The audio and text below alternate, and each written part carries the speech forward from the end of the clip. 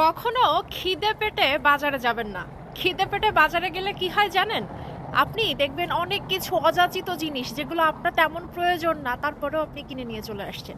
মানে ওই যে খিদের যে একটা ব্যাপার, সেই জিনিসটা দরকার না হলেও সেই জিনিসটা কিভাবে কিভাবে যেন আপনার চোখের সামনে একটা চোখের ক্ষুধার বলে একটা ব্যাপার থাকে, সেই জিনিসটার কারণে আপনি কিনে নিয়ে চলে আসবেন।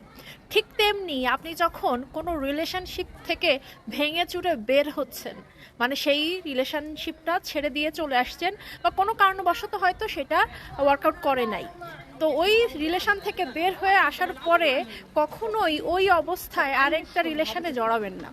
আপনি যখনই ওই যে ভাঙা মন নিয়ে কষ্ট নিয়ে আরেকটা রিলেশনে জড়াবেন, সাথে সাথেই বেশিরভাগ ক্ষেত্রে যেটা হয় সেটা হচ্ছে ভুল পার্টনার চয়েস করার একটা প্রবণতা থেকে থাকে।